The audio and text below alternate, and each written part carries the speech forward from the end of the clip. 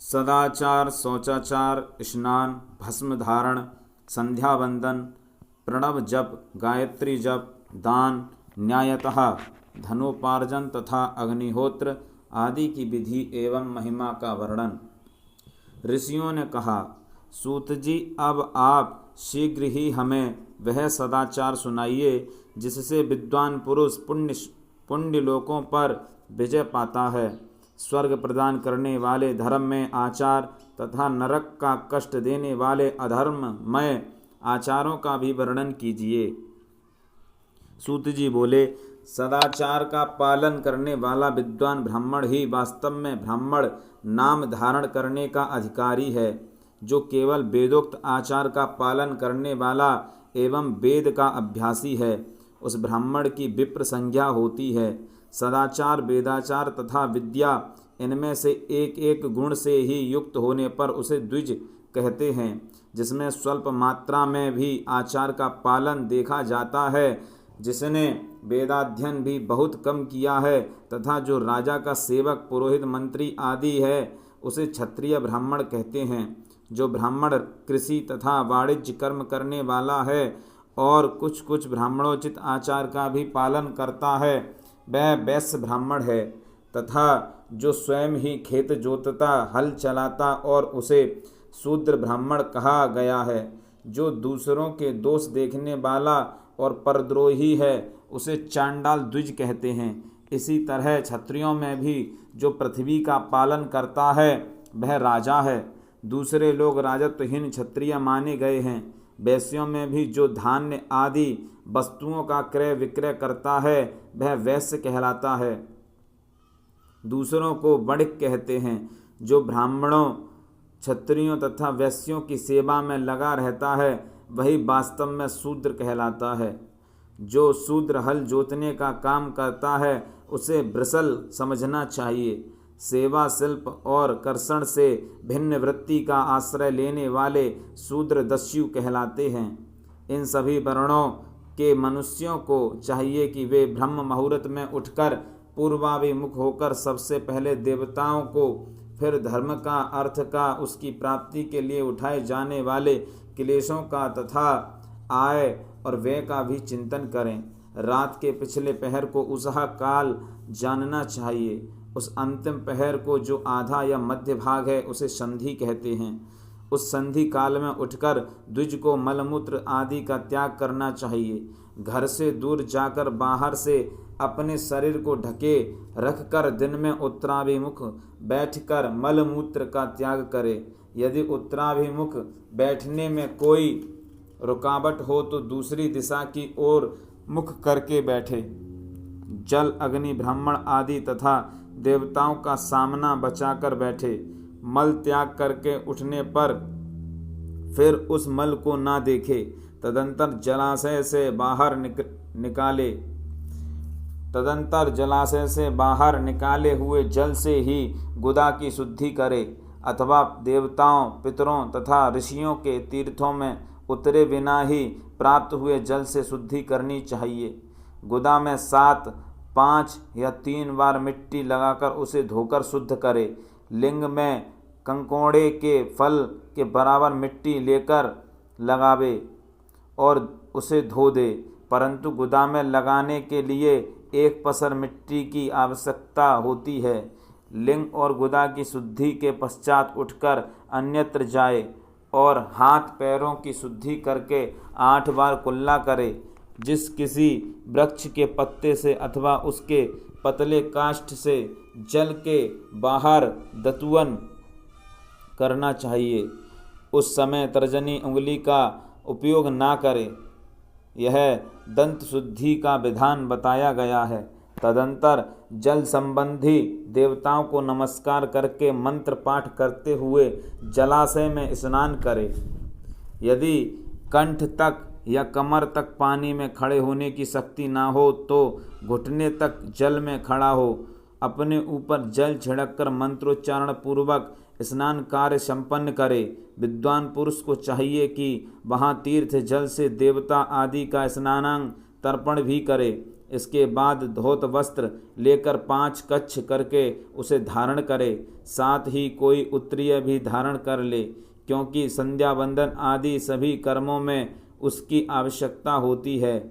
नदी आदि तीर्थों में स्नान करने पर स्नान संबंधी उतारे हुए वस्त्र को वहाँ न धोए। स्नान के पश्चात विद्वान पुरुष भीगे हुए उस वस्त्र को बावड़ी में कुएं के पास अथवा घर आदि में ले जाए और वहाँ पत्थर पर, लकड़ी आदि पर, जल में या स्थल में अच्छी तरह धोकर उस वस्त्र को निचोड़े। जो वस्त्रों को निचोड़ने से जो जल गिरता है वह एक श्रेणी के पितरों की तृप्ति के लिए होता है। इसके बाद जावाली उपनिषद में बताए गए अग्निरीति मंत्र से भस्म लेकर उसके द्वारा त्रिपुंड लगावे। इस विधि का पालन न किया जाए, इसके पूर्व ही यदि जल में भस्म गिर जाए तो गिराने वाला नरक में जाता है। आपो हिष्टा इत्यादि मंत्र से पाप शांति के लिए सिर पर जल छिड़के तथा यस्य यक्षाय इस मंत्र को पढ़कर पैर पर जल छिड़के, इसे संधि प्रोक्षण कहते हैं। आपो हिष्टा इत्यादि मंत्र में 3 ऋचाएँ हैं और प्रत्येक ऋचा में गायत्री छंद के 3-3 चरण हैं। इनमें से प्रथम ऋचा के 3 चरणों का पाठ करते हुए क्रमशः पैर, मस्तक और हृदय में जल छिड़के। दूसरी ऋचा के 3 चरणों को पढ़कर क्रमशः मस्तक, हृदय और पैर में जल छिड़के तथा तीसरी ऋचा के 3 चरणों का पाठ करते हुए क्रमशः हृदय, पैर और मस्तक का जल से प्रोक्षण करे। इसे विद्वान पुरुष मंत्र स्नान मानते हैं। किसी अपवित्र वस्तु से किंचित स्पर्श हो जाने पर, अपना स्वास्थ्य ठीक न रहने पर, राजा और राष्ट्र पर भय उपस्थित होने पर तथा यात्रा काल में जल की उपलब्धि न होने की व्यवस्था आ जाने पर मंत्र स्नान करना चाहिए। प्रातःकाल सूर्यश्चामामन्युश्च इत्यादि सूर्यानुवाक से तथा सायंकाल अग्निश्चमामन्युश्च इत्यादि अग्नि संबंधी अनुवाक से जल का आचमन करके पुनः जल से अपने अंगों का प्रोक्षण करे। मध्याह्न काल में भी आपः पुनन्तु इस मंत्र से आचमन करके पूर्ववत प्रोक्षण या मार्जन करना चाहिए। प्रातःकाल की संध्योपासना में गायत्री मंत्र का जप करके 3 बार ऊपर की ओर सूर्य देव को अर्घ्य देने चाहिए। ब्राह्मणों मध्याह्न काल में गायत्री मंत्र के उच्चारण पूर्वक सूर्य को एक ही अर्घ्य देना चाहिए। फिर सायंकाल आने पर पश्चिम की ओर मुख करके बैठ जाएं और पृथ्वी पर ही सूर्य के लिए अर्घ्य दें, ऊपर की ओर नहीं। प्रातःकाल और मध्याह्न के समय अंजलि में अर्घ्य जल लेकर अंगुलियों की ओर से सूर्य देव के लिए अर्घ्य दें। फिर अंजलियों के छिद्र से ढलते हुए सूर्य को देखें तथा उनके लिए स्वतः प्रदक्षिणा करके शुद्ध आचमन करें। सायंकाल में सूर्यास्त से 2 घड़ी पहले की हुई संध्या निष्फल होती है, क्योंकि वह सायं संध्या का समय नहीं है। ठीक समय पर संध्या करनी चाहिए, ऐसी शास्त्र की आज्ञा है। यदि संध्योपासना किए बिना दिन बीत जाए तो प्रत्येक समय के लिए क्रमशः प्रायश्चित करना चाहिए। यदि एक दिन बीते तो प्रत्येक बीते हुए संध्या काल के लिए नित्य नियम के अतिरिक्त 100 गायत्री मंत्र का अधिक जप करें। यदि नित्य कर्म के लुप्त हुए 10 दिन से अधिक बीत जाए तो उसके प्रायश्चित रूप में 1 लाख गायत्री का जप करना चाहिए। यदि 1 मास तक नित्य कर्म छूट जाए तो पुनः अपना उपनयन संस्कार कराएं। अर्थ सिद्धि के लिए ईश, गौरी, कार्तिकेय, विष्णु, ब्रह्मा, चंद्रमा और यम का तथा ऐसे ही अन्य देवताओं का भी शुद्ध जल से तर्पण करें। फिर तर्पण कर्म को ब्रह्मार्पण करके शुद्ध आचमन करें। तीर्थ के दक्षिण प्रशस्त मठ में, मंत्रालय में, देवालय में, घर में अथवा अन्य किसी नियत स्थान में आसन पर स्थिरता पूर्वक बैठकर विद्वान पुरुष अपनी बुद्धि को स्थिर करे और संपूर्ण देवताओं को नमस्कार करके पहले प्रणव का जप करके पश्चात गायत्री मंत्र की आवृत्ति करे। प्रणव के आ, उ और मा इन तीनों अक्षरों से जीव और ब्रह्म की एकता का प्रतिपादन होता है। इस बात को जानकर प्रणव ओम का जप करना चाहिए। जप काल में यह भावना करनी चाहिए कि हम तीनों लोकों की सृष्टि करने वाले ब्रह्मा, पालन करने वाले विष्णु तथा संहार करने वाले रुद्र की जो स्वयं प्रकाश चिन्मय हैं उपासना करते हैं। यह ब्रह्म स्वरूप ओंकार हमारी कर्मेंद्रियों और ज्ञानेंद्रियों की वृत्तियों को, मन की वृत्तियों को तथा बुद्धि वृत्तियों को सदा भोग और मोक्ष प्रदान करने वाले धर्म एवं ज्ञान की ओर प्रेरित करे। प्रणव के इस अर्थ का बुद्धि के द्वारा चिंतन करता हुआ जो इसका जप करता है वह निश्चय ही ब्रह्म को प्राप्त कर लेता है, अथवा अर्थानुसंधान के बिना भी प्रणव का नित्य जप करना चाहिए। इससे ब्राह्मणत्व की पूर्ति होती है। ब्राह्मणत्व की पूर्ति के लिए श्रेष्ठ ब्राह्मण को प्रतिदिन प्रातः काल 1 सहस्त्र गायत्री मंत्र का जप करना चाहिए। मध्याह्न काल में 100 बार और सायं काल में 28 बार जप की विधि है।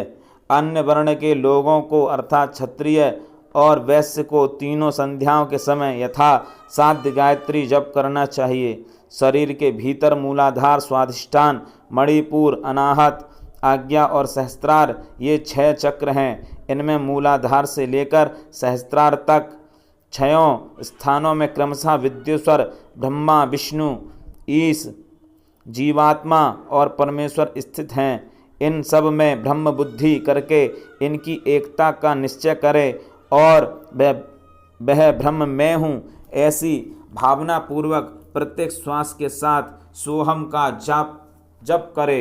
उन्हीं विद्युस्वर आदि की ब्रह्मरंध्र आदि में तथा इस शरीर से बाहर भी भावना करे। प्रकृति के विकारभूत मह तत्व से लेकर पंचभूत पर्यंत तत्वों से बना हुआ जो शरीर है, ऐसे सहस्त्रों शरीरों का एक एक अजपा गायत्री के जप से एक एक के क्रम से अतिक्रमण करके जीवों को धीरे धीरे परमात्मा से संयुक्त करे। यह जप का तत्व बताया गया है। 100 अथवा 28 मंत्रों के जप से उतने ही शरीरों का अतिक्रमण होता है। इस प्रकार जो मंत्रों का जप है इसी को आदि क्रम से वास्तविक जप जानना चाहिए। सहस्त्र बार किया हुआ जप ब्रह्मलोक प्रदान करने वाला होता है ऐसा जानना चाहिए। 100 बार किया हुआ जप इंद्र पद की प्राप्ति कराने वाला माना गया है। ब्राह्मणेतर पुरुष आत्मरक्षा के लिए जो स्वल्प मात्रा में जप करता है वह ब्राह्मण के कुल में जन्म लेता है। प्रतिदिन सूर्योपास्थान करके उपर्युक्त रूप से जप का अनुष्ठान करना चाहिए। 12 लाख गायत्री का जप करने वाला पुरुष पूर्ण रूप से ब्राह्मण कहा गया है। जिस ब्राह्मण ने 1 लाख गायत्री का भी जप न किया हो उसे वैदिक कार्य में न लगाएं। 70 वर्ष की अवस्था तक नियम पालन पूर्वक कार्य करें। इसके बाद गृह त्याग कर संन्यास ले लें। परिव्राजक या सन्यासी पुरुष नित्य प्रातःकाल 12,000 प्रणव का जप करे। यदि एक दिन इस नियम का उल्लंघन हो जाए तो दूसरे दिन उसके बदले में उतना मंत्र और अधिक जपना चाहिए और सदा इस प्रकार जप को चलाने का प्रयत्न करना चाहिए। यदि क्रमशः 1 मास आदि का उल्लंघन हो गया तो 1.5 लाख जप करके उसका प्रायश्चित करना चाहिए। इससे अधिक समय तक नियम का उल्लंघन हो जाए तो पुनः नए सिरे से गुरु से नियम ग्रहण करे। ऐसा करने से दोषों की शांति होती है, अन्यथा वह रौरव नरक में जाता है। जो सकाम भावना से युक्त गृहस्थ ब्राह्मण है उसी को धर्म तथा अर्थ के लिए यत्न करना चाहिए। मुमुक्षु ब्राह्मण को तो सदा ज्ञान का ही अभ्यास करना चाहिए। धर्म से अर्थ की प्राप्ति होती है, अर्थ से भोग सुलभ होता है, फिर उस भोग से वैराग्य की संभावना होती है। धर्म पूर्वक उपार्जित धन से जो भोग प्राप्त होता है उससे एक दिन अवश्य वैराग्य का उदय होता है। धर्म के विपरीत अधर्म से उपार्जित हुए धन के द्वारा जो भोग प्राप्त होता है उससे भोगों के प्रति आसक्ति उत्पन्न होती है। मनुष्य धर्म से धन पाता है और तपस्या से उसे दिव्य रूप की प्राप्ति होती है। कामनाओं का त्याग करने वाले पुरुष के अंतःकरण की शुद्धि होती है। उस शुद्धि से ज्ञान का उदय होता है, इसमें संशय नहीं है। सत्ययुग आदि में तप को ही प्रशस्त कहा गया है, किंतु कलयुग में द्रव्य साध्य धर्म दान आदि अच्छा माना गया है। सत्य युग में ध्यान से, त्रेता में तपस्या से और द्वापर में यज्ञ करने से ज्ञान की सिद्धि होती है, परंतु कलयुग में प्रथमा भगवत विग्रह की पूजा से ज्ञान लाभ होता है। अधर्म हिंसा दुख रूप है और धर्म सुख रूप है। अधर्म से मनुष्य दुख पाता है और धर्म से वह सुख एवं अभ्युदय का भागी होता है। दुराचार से दुख प्राप्त होता है और सदाचार से सुख, अतः भोग और मोक्ष की सिद्धि के लिए धर्म का उपार्जन करना चाहिए। जिसके घर में कम से कम 4 मनुष्य हैं, ऐसे कुटुंबी ब्राह्मण को जो 100 वर्ष के लिए जीवन निर्वाह की सामग्री देता है, उसके लिए वह दान ब्रह्मलोक की प्राप्ति कराने वाला होता है। 1 सहस्त्र चांद्रायण व्रत का अनुष्ठान ब्रह्मलोकदायक माना गया है। जो क्षत्रिय 1 सहस्त्र कुटुंब को जीविका और आवास देता है, उसका वह कर्म इंद्रलोक की प्राप्ति कराने वाला होता है। 10,000 कुटुंबों को दिया हुआ आश्रय दान ब्रह्मलोक प्रदान करता है। दाता पुरुष जिस देवता को सामने रखकर दान करता है, अर्थात वह दान के द्वारा जिस देवता को प्रसन्न करना चाहता है, उसी का लोक उसे प्राप्त होता है। यह बात वेदवेत्ता पुरुष अच्छी तरह जानते हैं। धनहीन पुरुष सदा तपस्या का उपार्जन करे, क्योंकि तपस्या और तीर्थ सेवन से अक्षय सुख पाकर मनुष्य उसका उपभोग करता है। अब मैं न्यायतः धन के उपार्जन की विधि बता रहा हूँ। ब्राह्मण को चाहिए कि वह सदा सावधान रहकर विशुद्ध प्रतिग्रह, दान ग्रहण तथा याजन यज्ञ कराने आदि से धन का अर्जन करे। वह इसके लिए कहीं दीनता न दिखाए और ना अत्यंत क्लेशदायक कर्म ही करे। क्षत्रिय बाहुबल से धन का उपार्जन करे और वैश्य कृषि एवं गौरक्षा से न्यायोपार्जित धन का दान करने से दाता को ज्ञान की सिद्धि प्राप्त होती है। ज्ञान सिद्धि द्वारा सब पुरुषों को गुरु कृपा मोक्ष सिद्धि सुलभ होती है। मोक्ष से स्वरूप की सिद्धि ब्रह्म रूप से स्थिति प्राप्त होती है, जिससे मुक्त पुरुष परमानंद का अनुभव करता है। गृहस्थ पुरुष को चाहिए कि वह धन धान्यादि सब वस्तुओं का दान करे। वह तृषा निवृत्ति के लिए जल तथा क्षुधा रूपी रोग की शांति के लिए सदा अन्न का दान करे। खेत धान्य, कच्चा अन्न तथा भक्ष्य भोज्य, लेह्य और चोष्य, ये 4 प्रकार के सिद्ध अन्न दान करने चाहिए। जिसके अन्न को खाकर मनुष्य जब तक कथा श्रवण आदि सद्धर्म का पालन करता है, उतने समय तक उसके किए हुए पुण्य का फल आधा भाग दाता को मिल जाता है। इसमें संशय नहीं है। दान लेने वाला पुरुष दान में प्राप्त हुई वस्तु का दान तथा तपस्या करके अपने प्रतिग्रह जनित पाप की शुद्धि कर ले, अन्यथा उसे रौरव नरक में गिरना पड़ता है। अपने धन के 3 भाग करे, 1 भाग धर्म के लिए, दूसरा भाग वृद्धि के लिए, तीसरा भाग अपने उपभोग के लिए। नित्य नैमित्तिक और काम्य ये तीनों प्रकार के कर्म धर्मार्थ रखे हुए धन से करे। साधक को चाहिए कि वह वृद्धि के लिए रखे हुए धन से ऐसा व्यापार करे जिससे उस धन की वृद्धि हो, तथा उपभोग के लिए रक्षित धन से हितकारक परिमित एवं पवित्र भोग भोगे। खेती से पैदा किए हुए धन का 10वां अंश दान कर दे, इससे पाप की शुद्धि होती है। शेष धन से धर्म वृद्धि एवं उपभोग करे, अन्यथा वह रौरव नरक में पड़ता है, अथवा उसकी बुद्धि पापपूर्ण हो जाती है या खेती ही चौपट हो जाती है। वृद्धि के लिए किए हुए व्यापार में प्राप्त हुआ धन का 6वां भाग दान कर देने योग्य है। बुद्धिमान पुरुष अवश्य उसका दान कर दे। विद्वान को चाहिए कि वह दूसरों के दोषों का बखान ना करे। ब्राह्मणों दोषवश दूसरों के सुने या देखे हुए छिद्र को भी प्रकट ना करे। विद्वान पुरुष ऐसी बात ना कहे जो समस्त प्राणियों के हृदय में रोष पैदा करने वाली हो। ऐश्वर्य की सिद्धि के लिए दोनों संध्याओं के समय अग्निहोत्र कर्म अवश्य करे। जो दोनों समय अग्निहोत्र करने में असमर्थ हो वह एक ही समय सूर्य और अग्नि को विधिपूर्वक दी हुई आहुति से संतुष्ट करे। चावल, धान्य, घी, फल, कंद तथा हविष्य इनके द्वारा विधिपूर्वक स्थाली पाक बनाए तथा यथोचित रीति से सूर्य और अग्नि को अर्पित करे।